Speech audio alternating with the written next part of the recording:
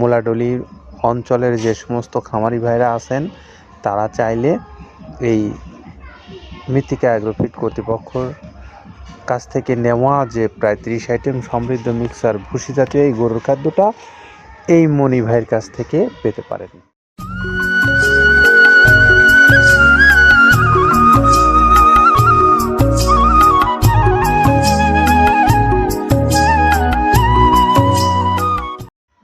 আসসালামু আলাইকুম রহমতুল্লাহ। দেশ ও দেশের বাইরের সকল খামারি ভাইদেরকে 2025 নতুন ইংরেজি বছরের শুভেচ্ছা এবং অভিনন্দন জানিয়ে শুরু করছি আমাদের নিয়মিত আয়োজনের অংশ হিসেবে আজকের আয়োজনটা। আজকের আয়োজনে আমরা আপনাদেরকে দেখাবো আমাদের পাবনা অঞ্চলের একজন খামারি ডিলার ভাইকে পরিচয় করিয়ে দেব। আর তিনি হলেন জনাব মনির হোসেন। এই মনির ভাই হলেন পাবনার মুলাডলির একজন ডিলার। মুলাডলি অঞ্চলের যে সমস্ত খামারি ভাইরা আছেন তারা চাইলে এই মৃত্তিকা অ্যাগ্রোফিট কর্তৃপক্ষর কাছ থেকে নেওয়া যে প্রায় 30 আইটেম সমৃদ্ধ মিক্সার ভুসি জাতীয় এই গরুর খাদ্যটা এই মনির ভাইয়ের কাছ থেকে পেতে পারেন। তো এই মনির ভাই যে নাম্বারে আপনারা যোগাযোগ করতে পারবেন, নাম্বারটা আপনারা স্ক্রিনে দেখতে পাচ্ছেন। এই নাম্বারটাতে আপনারা যোগাযোগ করে নিতে পারবেন মনির ভাইয়ের এই মালটা। তো আমরা মনির ভাইয়ের মোবাইল নাম্বারটাতে আপনাদের যোগাযোগ করার আহ্বান জানিয়ে এখন একটু আমরা চলে যাব যে এই খাদ্যটা আপনারা যারা বাংলাদেশের যে কোনো অঞ্চল থেকে নিতে চান, শুধু এই মুলাডলি নয়, বাংলাদেশের সকল অঞ্চল থেকে আপনারা যারা এই খাদ্যটা সংগ্রহ করতে চান তারা চাইলে ডিলারশিপ নিয়েও এরকম ব্যবসা করতে পারেন, অথবা স্বল্প পরিসরে নিতে পারেন কুরিয়ারের মাধ্যমে, বেশি পরিসরে নিতে পারেন। আপনার বিভিন্ন পরিবহন আছে এখানে ছোট বড়, সেগুলোতে আপনার নিজ নিজ এলাকায়। তার জন্য আপনি কর্তৃপক্ষ মৃত্তিকা অ্যাগ্রোফিট তাদের সঙ্গে যোগাযোগ করতে পারেন। অনলাইনে তাদের নাম্বারগুলো আপনাদের জন্য রাখা আছে, সেই নাম্বারগুলো আপনারা সরাসরি যোগাযোগ করে কথা বলতে পারেন। কথা বলে আপনার পছন্দ অনুসারে আপনি নিতে পারবেন এই খাদ্যটা। তো আসলে আমরা আপনি খাদ্য নেবেন কিন্তু খাদ্য সম্পর্কে আপনি ভালো ধারণা নাই, তাহলে কিন্তু আপনি অবশ্যই ঠকে যেতে পারেন।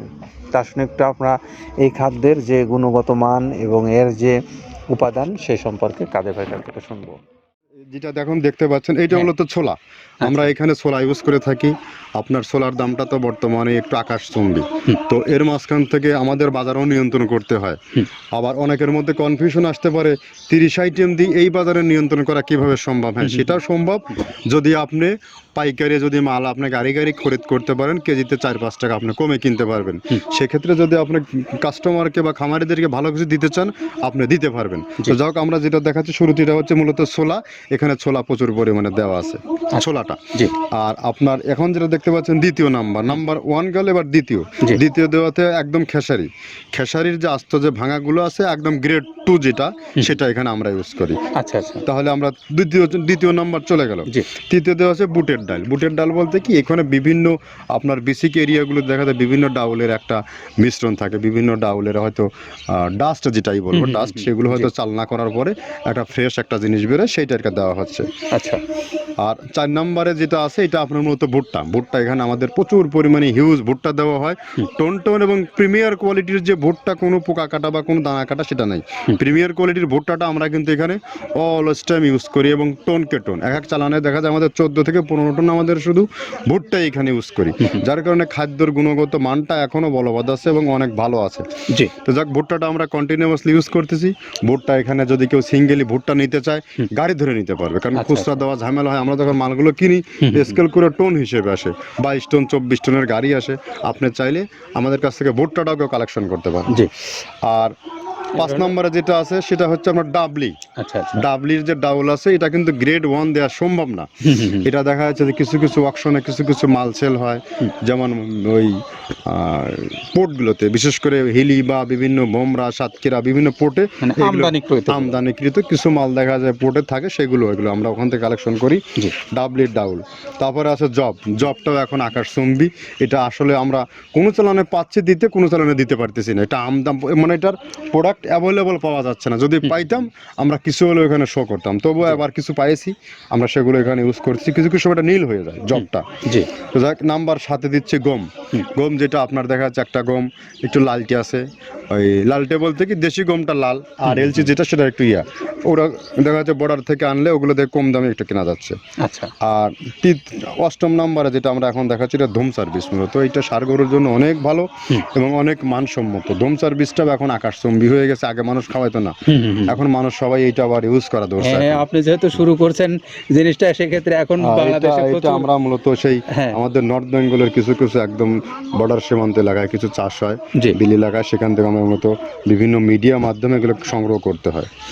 আর আপনার হরটা আপনার কি, এটা পাখির খাবার। এটা তো অনেক এখন, আগে তো ওই আগাছা যেটাকে বলে সেই আগাছা এটা, মানে এটা আপনার যদি চান বিভিন্ন জায়গায় বিভিন্ন সময়ে গ্রেড 1-2 মিল করে কিনলে যা 2 গাড়ি যদি মাল কেনা যায় অনেক দিন ইউজ করা যায়। ওগুলো তো বেশি ইউজ করা কঠিন হয়ে যায়, ব্যালেন্স ঠিক করা যায় না।